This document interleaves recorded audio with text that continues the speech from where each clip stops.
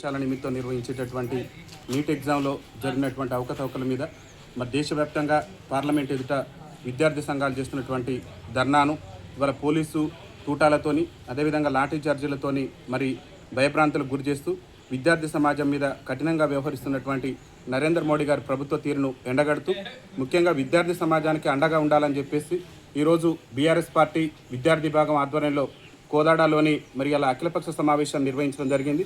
ఈ అఖిలపక్ష సమావేశంలో కాంగ్రెస్ పార్టీ అదేవిధంగా సిపిఎం సిపిఐ అన్ని రాజకీయ పార్టీల నాయకులు అదేవిధంగా ఉద్యమ సంఘాల నాయకులు కూడా పాల్గొనడం జరిగింది.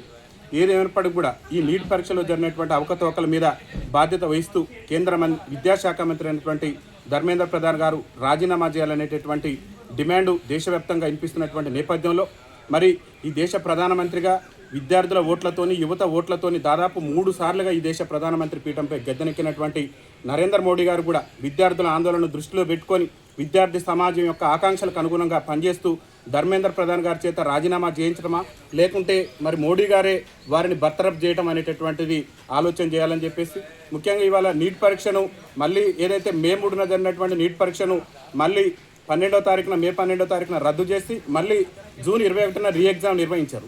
నరేంద్ర మోడీ గారి ప్రభుత్వాన్ని ఇలా ప్రజాస్వామ్య వ్యవస్థ ప్రజాస్వామ్యవాదులు మేధావులు ఒకటే అడుగుతున్నారు.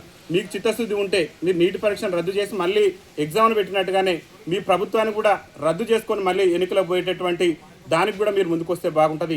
అప్పుడు ప్రజాస్వామ్య విలువలకు మీ బీజేపీ కట్టుబడి ఉన్నట్లు అవుతుంది. కాబట్టి నరేంద్ర మోడీ గారికి ఒకటే విజ్ఞప్తి చేస్తున్నాం.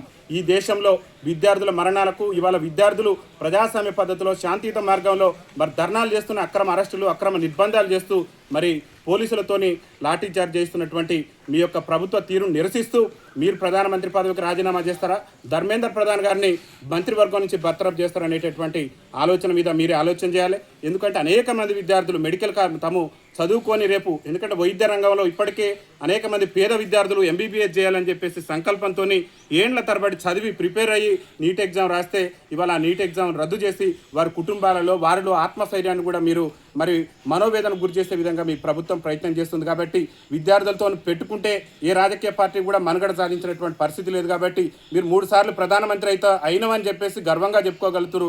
రేపు భవిష్యత్తులో భారతీయ జనతా పార్టీకి డిపాజిట్ కూడా రాకుండా ఏ రాష్ట్రంలో కూడా ఒక్క పార్లమెంట్ సభ్యుడు కూడా లేనటువంటి పరిస్థితులు వస్తాయి. ఎందుకంటే విద్యార్థి సంఘాలు తెలుసుకుంటే ఈ దేశ వ్యవస్థను ఈ దేశంలో ఉన్నటువంటి రాజకీయ వ్యవస్థను కూడా మారుస్తారు. కాబట్టి రేపు ఏదైతే ఈ విద్యార్థి సంఘాలు పార్లమెంట్ ఎదురు చేస్తున్నటువంటి దీక్షకు మద్దతుగా మరి కోదాడ నియోజకవర్గంలో కూడా రేపు విద్యా సంస్థల బంద్ ఉంది. ఆ విద్యా సంస్థలకు కూడా అన్ని రాజకీయ పార్టీలు కూడా మద్దతు తెలిపి మరి యొక్క ఈ బంద్ను కూడా విజయవంతం చేసి విద్యార్థి సమాజానికి అండగా ఉండాలని చెప్పేసి విజ్ఞప్తి చేస్తున్నాం.